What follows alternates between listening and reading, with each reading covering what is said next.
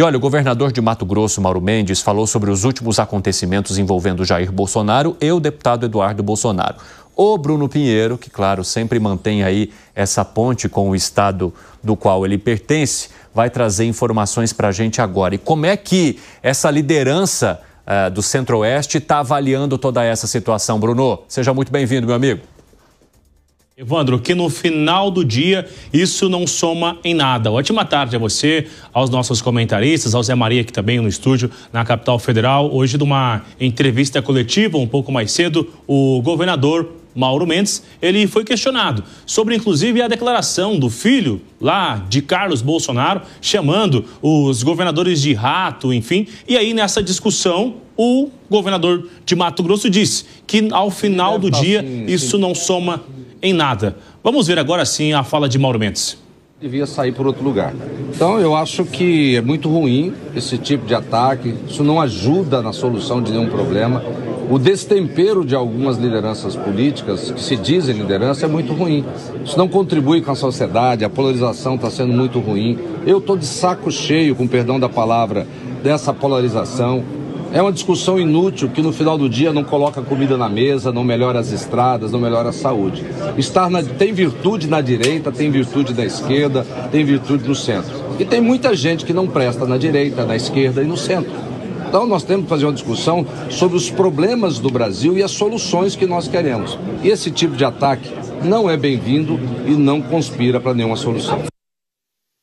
Evandro, ele também se reuniu com os outros governadores aqui na capital federal nas últimas 2 semanas, jantares tanto na residência de Ibanez Rocha, o governador do Distrito Federal, quanto também na residência de Antônio Rueda. E aí esses governadores têm se reunido aqui em São Paulo também para discutir rumos das eleições de 2026, o que tem incomodado os filhos do ex-presidente, quanto Eduardo Bolsonaro, quanto Carlos Bolsonaro, inclusive nessas manifestações em áudios que foram revelados no relatório final da Polícia Federal. Falando sobre esses áudios, Lindenberg Farias, também na Câmara dos Deputados, também repercutiu. Vamos ver então nas redes sociais o que disse Lindenberg Farias horas após esses áudios serem divulgados. Sobre esta repercussão, Lindenberg chegou a falar sobre uma espécie de chantagem feita então pelo filho do ex-presidente, pelo deputado federal Eduardo Bolsonaro, citou uma conspiração contra as autoridades, contra a justiça e que eles estavam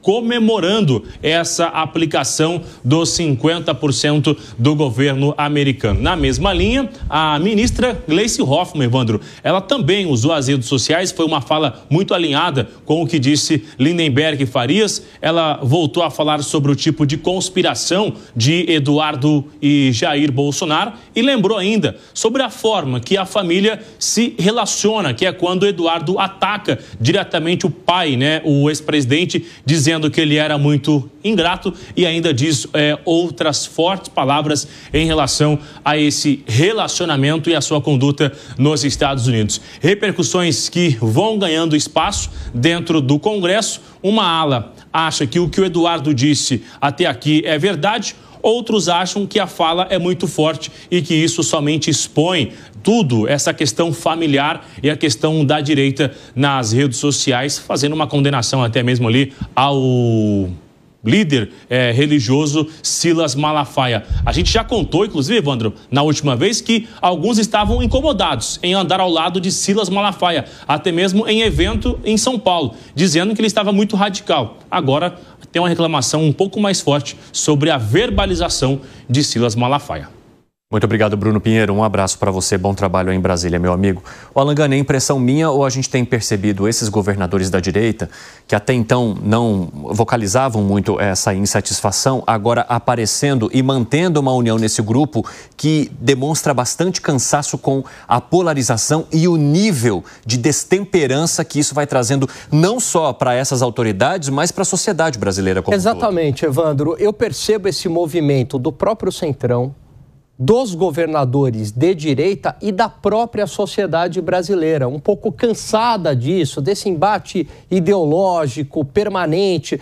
É uma situação que parece que a gente não sai do lugar há quanto tempo já? Há 6 anos, né? Das mesmas discussões, no mesmo embate, sendo que o Brasil precisa andar para frente, o Brasil precisa de reformas. A maioria da população, ela não está muito preocupada com essas questões, é com o Trump, é com o Bolsonaro, é com o Supremo, não. Ela precisa pagar as contas. Eu pego aqui o depoimento da faxineira que trabalha para mim. Ela disse o seguinte: Alain, eu tenho um filho que é viciado, eu tenho um neto com microcefalia, né, por conta de um acidente, eu trabalho que nem uma doida e eu tenho que pagar as minhas contas e está tudo muito caro. Então, e essas pessoas, como é que fica? Então eu acredito que talvez o próximo movimento vai ser conversar com essas pessoas. Vai ser um discurso menos ideológico e mais propositivo e econômico, mostrando uma melhoria concreta na vida da população mais pobre brasileira. Zé Maria Trindade, a gente tem percebido que esse descolamento da questão ideológica se tornou uma estratégia desses governadores. Isso acontece com Mauro Mendes, isso acontece com outro grupo que tem Caiado, Zema, Tarcísio, Ratinho Júnior, Eduardo Leite. Você acha que esse é um plano que pode funcionar para essa transição política, digamos, da saída, de uma possível saída dessa polarização entre Lula e Bolsonaro, Zé? Pois é, eu que achava que o governo Collor de Mello era muito radical e chamavam o porta-voz do ex-presidente Collor de porta-desaforo, para se ter uma ideia. Então, assim, de lá para cá a coisa piorou muito. A política mudou completamente o jeito de fazer política, né? As brigas em plenário rendem dinheiro, né? Cliques, dinheiro e votos, para se ter uma ideia. Então, tem um grupo dependente exatamente desse clima. Esses dias eu estava pensando naquele filme O Predador. O filme O Predador, a base é de que envia um guerreiro para a área de conflito, né? Quanto mais conflito, aí o guerreiro é enviado exatamente para essa área de conflito. Seria o caso de um predador descer aqui em Brasília, porque o Congresso teve que mudar até o regimento, dar ao presidente da Câmara poder para suspender um parlamentar eleito. Isso é inimaginável tempos atrás, né? Parece a escolinha do professor Mota, né? Para fora da sala. Olha só que ponto chegou. São parlamentares, são deputados eleitos. Ser eleito é um negócio complexo, complicado. Agora, as pesquisas indicam que não, que essa tensão continua, que essa polarização está aumentando. Qual é a conclusão que chegaram sobre isso? É de que o apoio ao presidente Lula aumentou e o apoio ao ex-presidente Jair Bolsonaro também. Esse é o símbolo da polarização. Agora, é um ato de coragem do governador do Mato Grosso falar sobre isso, né? Principalmente num estado que é bastante conservador, né? Então, assim, o PT lá não ganhou nenhuma prefeitura, para se ter uma ideia. Então, falar em centro, falar em discurso moderado é difícil nesse momento, porque dá ideia, está recuando, um isentão, mas haverá um momento que nós teremos que paralisar com essa disputa. Olha, Cine, a minha experiência mostra que quando o país se une, melhora. Eu tenho 2 exemplos. Logo depois do impeachment do Fernando Collor, entrou Itamar, né?